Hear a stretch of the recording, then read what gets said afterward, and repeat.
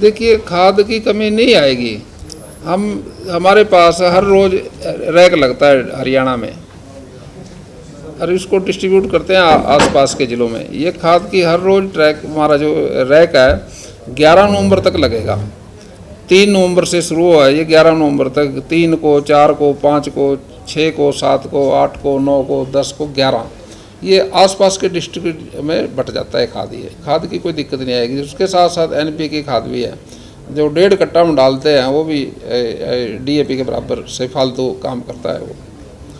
एक सर पराली की बात करें तो हरियाणा में पराली के मामले दर्ज कर रहे हैं। पराली के अगर AQI एयर क्वालिटी इंडेक्स की बात करें 700 के आसपास पहुंच गया है। पराली के जो मामले आए सैटेलाइट से वो 857 आए सारे, और जब इनकी छानबीन की गई तो एग्रीकल्चर के केवल 558 ही थे। बाकी कई जगह कोई कबाड़ा जलाता है, कहीं अपने तरीके से सैटेलाइट तो लेता है सबकी, लेकिन एग्रीकल्चर के 458 है, जिस पे 273 पे FIR दर्ज हुई और 353 पे जुर्माना लगा। बाकी ये सारा हम सर पंजाब का आरोप है कि जिस तरह पिछले दिनों मुख्यमंत्री नायब सैनी ने कहा था कि पंजाब में पराली इसलिए जल रही है क्योंकि केंद्र में BJP की सरकार है, हरियाणा में भी BJP की सरकार है, और इसीलिए हरियाणा को पराली किसान ना जलाएं उसके लिए जो है ज़्यादा मदद की जा रही है, और पंजाब के साथ सौतेला व्यवहार जो है किया जा रहा है। आम आदमी पार्टी के जो सांसद मलविंदर किंग हैं उनके ये आरोप लगाए गए। तो CM साहब ठीक करे हैं, लेकिन इसमें ये पार्टियों की बात है और छोड़ के प्रदूषण ना फैले इस पे आना चाहिए, क्योंकि प्रदूषण में कोई भी रहना, किसान रहे या कोई दुकानदार रहे। कहने की सेंटर में BJP की सरकार है, हरियाणा में BJP की ज़्यादा पैसा मिलता है, ज़्यादा रियायतें मिलती हैं, पराली ना जले, लेकिन पंजाब में केंद्र सरकार ऐसा कोई मदद नहीं कर रही। नहीं, पैसा तो पंजाब को भी पूरा मिलता है। अभी अभी सुप्रीम कोर्ट ने ये बात रखी थी, बिल्कुल डायरेक्शन दे दी उनको, भाई पंजाब को पूरा पैसा मिलेगा, ऐसा नहीं है। लेकिन पंजाब वैसा प्रयास करे ना, जैसा पराली को खेत में खपे और पैदावार ज़्यादा बढ़े। सर, खाद को लेकर चर्चा भी चल रही है। विपक्ष का आरोप है कि किसान लाइनों में लगकर खाद ले रहे हैं, लेकिन सरकार कह रही खाद की कमी नहीं है। देखिए, एक बात आप समझते हो, एक कोई भी व्यक्ति किसान खेती करता है, एक दिन में तो बुआई नहीं होती, वो लंबे समय तक चलती है, 1 महीना चलती है ये हमारी बुआई, 1 महीने से 1.5 महीना चलती है। लेकिन खाद वो 1 ही दिन लेना चाहता है सारा वो। अब जैसे जैसे खाद आता है, अगर वैसे वैसे उसकी डिमांड पूरी होती रहेगी तो कोई दिक्कत नहीं आएगी खाद की। तो इसके लिए पहले से तैयारियां क्यों नहीं हुई? इतनी मारामारी हर बार क्यों होती है? हाथ पे निशान के लगाए जाते हैं, उनके ऊपर स्याहियां लगाई जाती हैं ताकि कोई दोबारा सिस्टम शायद नहीं। मारामारी देखिए आप, ये खाद साउथ अफ्रीका से आता है ये, और वहाँ से भी ट्रकों में, ट्रेन से, फिर शिप से 2 साल पहले इसकी बुकिंग होती है DAP खाद की। विदेश से आता है ये, वहाँ भी कोई दिक्कत आ जाती है, उसलिए थोड़ा कहीं ना कहीं डिले भी हो जाता है ये। लेकिन हमारी सरकार, हमारे केंद्र की सरकार और प्रदेश के जो हमारे मुख्यमंत्री हैं, वो इस पे बहुत ध्यान दिए हुए हैं।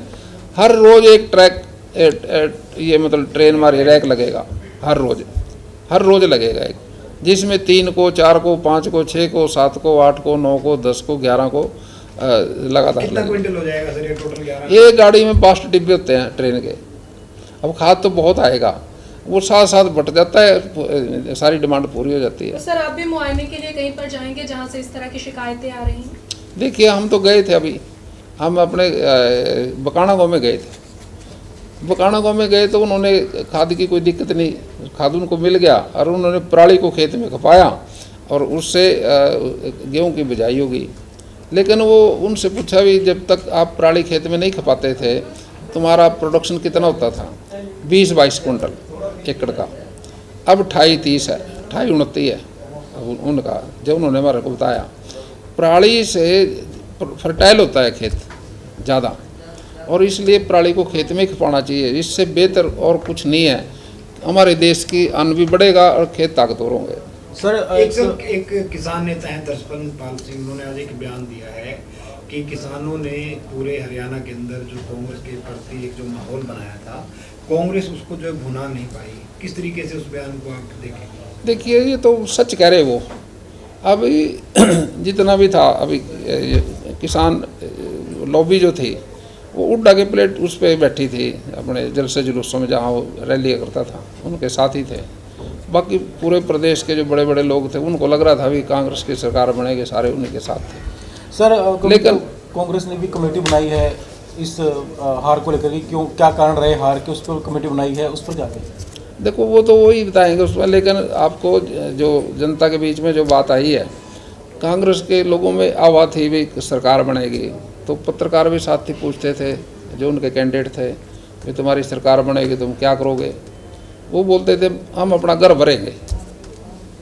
अच्छा, घर भर के फिर क्या करोगे? फिर अपने रिश्तेदार का भरेंगे। रिश्तेदार के भरने के बाद क्या करोगे? फिर अपने दोस्तों को भरेंगे। तो ये बातें वायरल हुई, तो इससे क्या समझेगी जनता? जनता मालिक है, वो समझते हैं तो अपने घर के लिए राजनीति करते हैं, प्रदेश के लिए नहीं करते, देश के लिए नहीं करते, किसान के लिए नहीं करते, दुकानदार के लिए नहीं करते, ये तो अपने पेट के लिए करते हैं, घर भरने के लिए करते हैं। तो फिर लोग क्या वोट देंगे? गुरनाम सिंह चड़ूर ने भी कहा था कि हमने कांग्रेस के लिए माहौल बनाया, दर्शन सिंह ने भी कहा, उसमें गुरनाम सिंह चड़ूर ने भी ये बात कही थी कि हमने कांग्रेस के लिए माहौल बनाया था, लेकिन फिर भी कांग्रेस हार गई और कांग्रेस पर ही उन्होंने हार का ठिकरा फोड़ा। खुद उनको हालांकि 1100 वोट मिले थे। तो कांग्रेस के लिए माहौल तो बनाया उन्होंने, ये तो सारे सच बोल रहे हैं वो। लेकिन कांग्रेस में गुटबाजी थी, कांग्रेस में बोलने का जो सिस्टम था वो आप देख ही रहे हो कैसा था, वो उस माहौल को नहीं कर पाए। भारतीय जनता पार्टी कार्यकर्ताओं की पार्टी है और देश के विकास के लिए है। विकास किया पार्टी ने, विकास के नाम से वोट डाले, मोदी जी के नाम से वोट पड़े, नायब सैनी जी के नाम के वोट पड़े, जिन्होंने काम किए 24 घंटे।